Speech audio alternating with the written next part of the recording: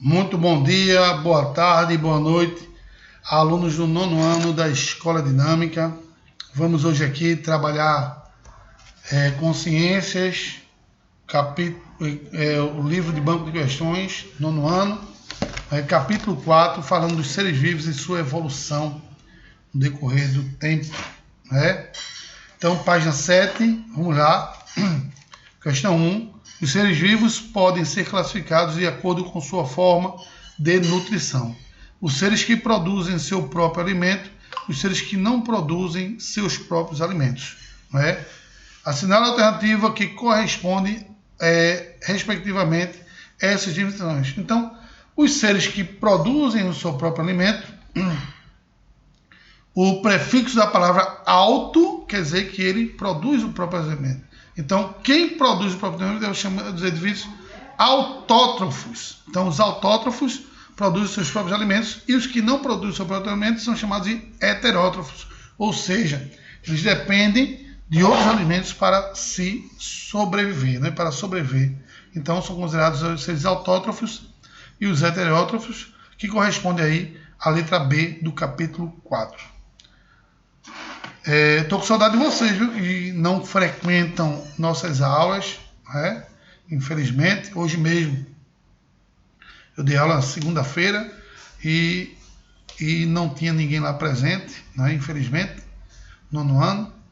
Mas vamos ver aí, ver se aparece aí pelo menos uma vez para a gente conversar um pouquinho lá, beleza? Questão 2 diz o seguinte: 500 milhões de pessoas do mundo sofrem de infecções por bactérias resistentes a antibióticos. De acordo com um relatório divulgado pela Organização Mundial de Saúde, OMS, que expõe a situação crítica relacionada às chamadas subbactérias. As bactérias mais resistentes são Escherichia coli, Klebsiella pneumoniae, que causa a pneumonia, Staphylococcus aureus, Streptococcus pneumoniae e Salmonella spp. A salmonela ela é muito comum ocorrer a presença de salmonela em alimentos mal preparados. Os alimentos mal preparados é muito comum a gente ter a presença de salmonela.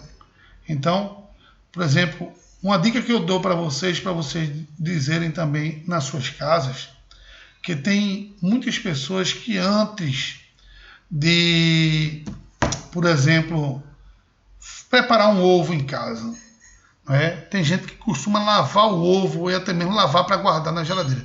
Primeiramente, não se guarda ovo na geladeira, dentro da geladeira. Por quê? Dentro da geladeira a gente tem uma certa umidade. E se você também lavar o ovo para guardar, pode ser dentro ou fora da geladeira, o que acontece? A caixa do ovo, ela apresenta o quê? Microporos. Então, geralmente, na caixa do ovo eu vou ter bactérias.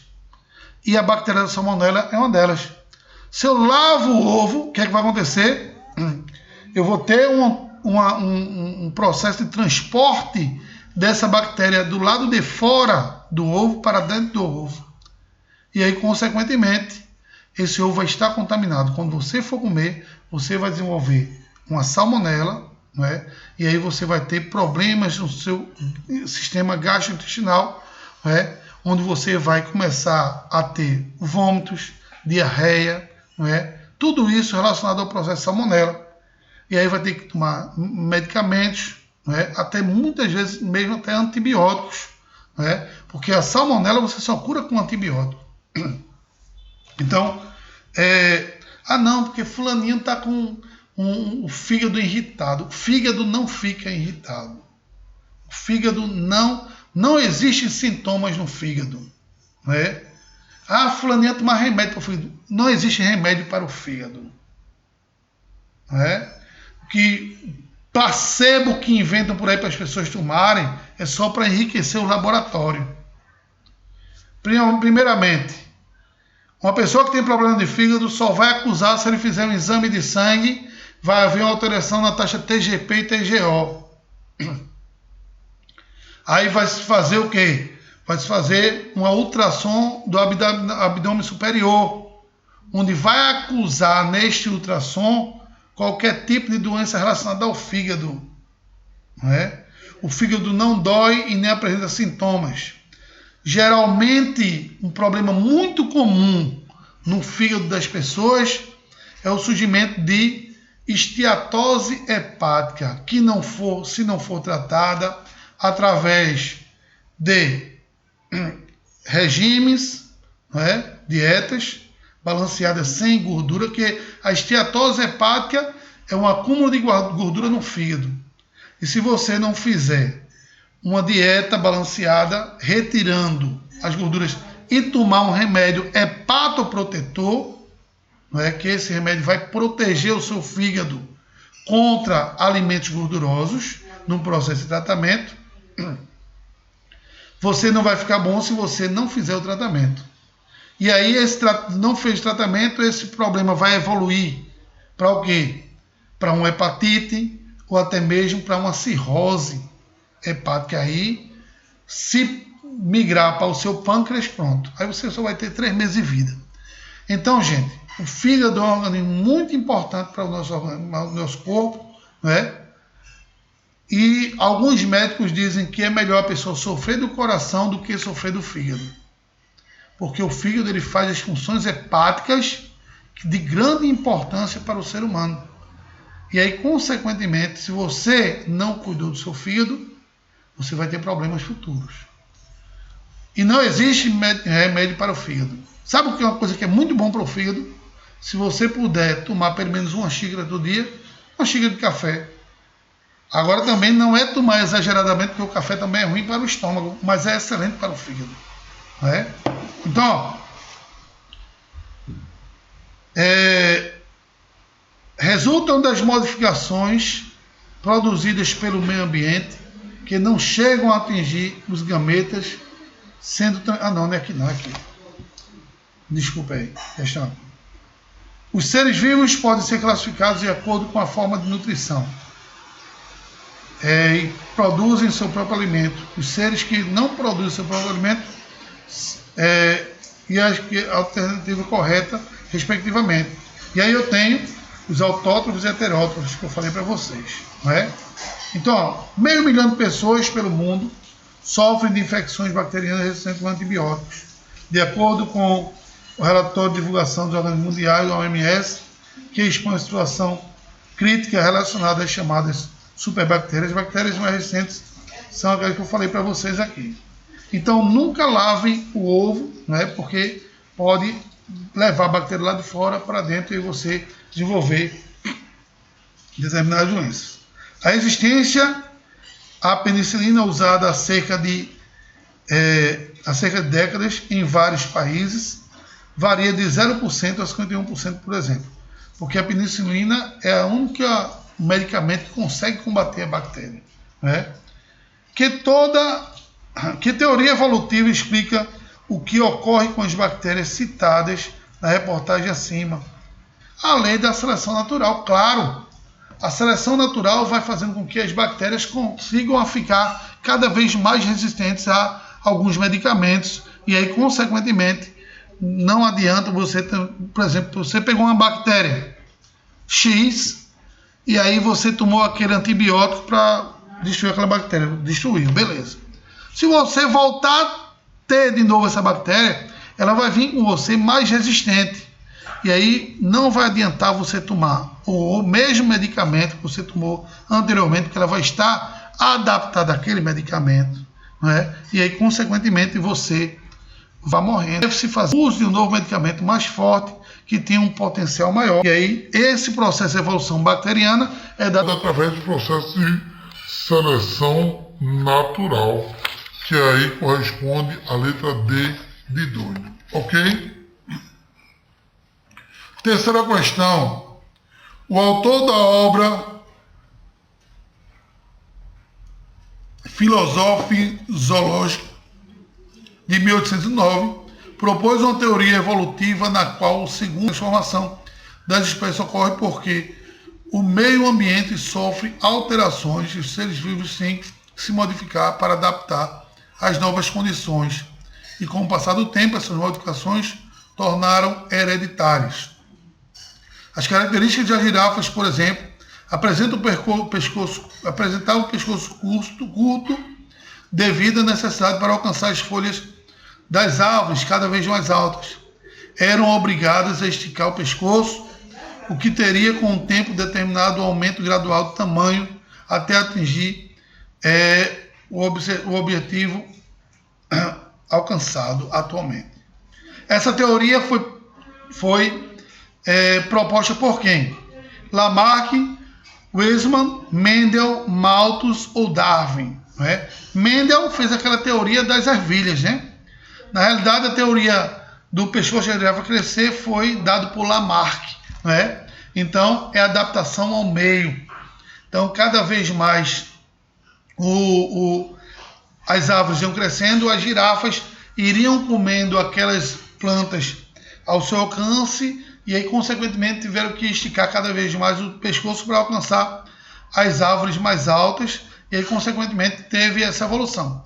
Existe um país, eu não estou lembrado se é a Índia, né, que tem uma comunidade, né, de pessoas, né, que utilizam argolas no pescoço, né?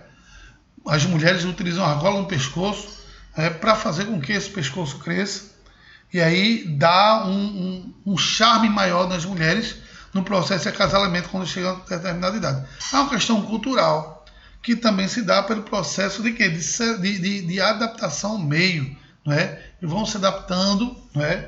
Utilizando aquela argola e vão cada vez mais aumentando o pescoço. Né? Quarta questão. São ideias relacionadas à teoria da origem das espécies segundo Darwin e Wallace em 1858. Diz o seguinte: o meio ambiente seleciona a variação favorável da sobrevivência das espécies. Corretíssimo, né? É a lei da seleção natural feita por Charles Darwin. Então, 1 está correto. 2. Os indivíduos mais adaptados têm maior probabilidade de sobrevivência dos que os menos adaptados. Também está relacionado à lei da seleção natural de Charles Darwin. Correto, alternativa 2. 3. Os macacos são ancestrais de espécies humanas de forma alguma. Claro que a gente tem praticamente muito parecido o nosso DNA com o dos macacos, mas jamais o macaco foi um ancestral, o ser humano foi um ancestral do macaco. Jamais. A gente teve o processo de evolução a partir dos primeiros Homo erectus, né? Onde eles passaram a ter um corpo em pé, e aí um processo de evolução se deu com o passar dos tempos. Né? E aí o 3 está errado. 4.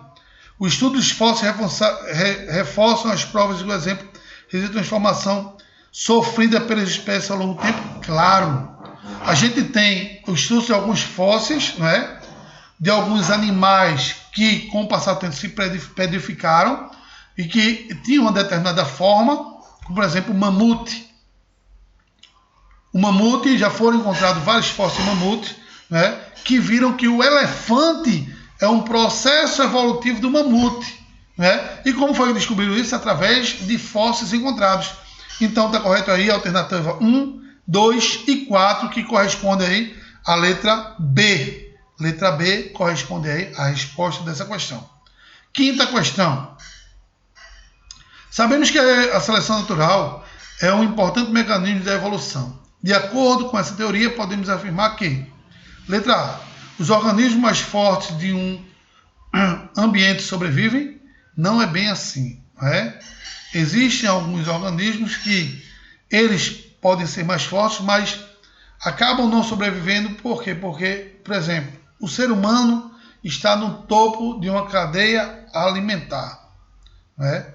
Porém, existem algumas árvores que ele está no topo da sua cadeia de sobrevivência, mas o ser humano vai lá e derruba ela, mas ele é o organismo mais forte da sua espécie, porém, não é que ele é o mais forte de todo o sistema. Ok? B. Os organismos vivem de uma luta constante pela sobrevivência, assim, somente o melhor predador sobrevive. Olha, a palavra somente é uma palavra que está generalizando a questão, que faz com que a questão fique errada nesse sentido aí. Então, somente ela erra a questão. Letra C. Os organismos mais adaptados ou mais aptos sobrevivem e reproduzem-se. correto aí, alternativa C.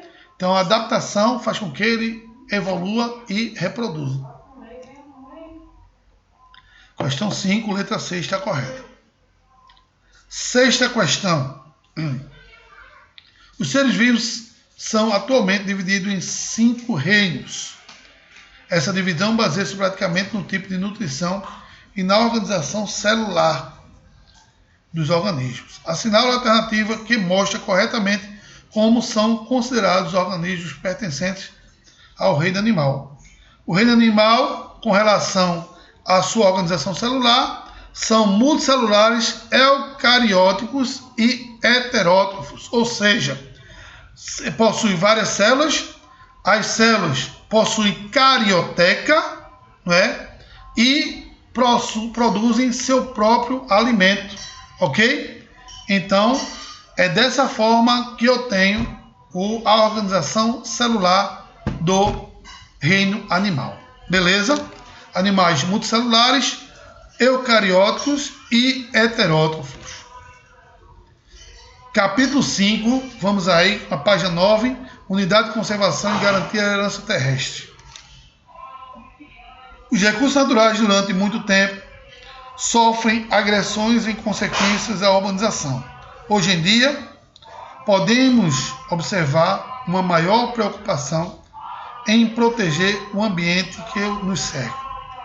Para proteger as áreas naturais do homem, foram criadas unidades de conservação, que são: as unidades de conservação são espaços territoriais com características naturais relevantes, assegurando-os para assim preservar um patrimônio biológico já existente, também chamadas de APAs, Área de Preservação Ambiental, ou APPs, Áreas de Preservação Permanente, que corresponde aí à letra B, ou letra D de doido, beleza? Segunda questão. Unidades de uso sustentável são unidades de conservação que autorizam a presença humana e sua interferência ambiental. De maneira equilibrada, converse com seu professor de História e de Geografia para adquirir o conhecimento sobre a reserva extrativista da espécie pela reserva extrativista Chico Mendes. Escreva em seu caderno um relatório elencando todas as descobertas feitas. A exploração sustentável dos recursos da reserva citada é decisiva por uma junta formada por quem? A junta formada por extrativistas locais são pessoas que trabalham no processo de extrativismo daquela região que não compromete o meio ambiente, não é? E componentes do Instituto Chico Mendes de Conservação da Biodiversidade, onde os componentes são pessoas que estudam aquela região para que aquela biota não sofra um processo de degradação. Não é? Então a resposta seria aí a letra A. Terceira questão. De acordo com os seus objetivos, a unidade de conservação pode ser classificada em quê? Unidade de proteção integral e unidade de uso sustentável. Resposta aí, a letra B de bola. Beleza? Quarta questão. Atualmente, as unidades de conservação vêm ganhando bastante destaque por sua importância de preservar recursos que são indispensáveis para a vida humana. Várias unidades foram criadas, dentre elas, consideradas as mais antigas, o Parque Nacional. Os parques nacionais são unidades de preservação de recursos naturais, onde faz com que todas as espécies daquela região sejam preservadas e, consequentemente, havendo uma perpetuação daquelas espécies.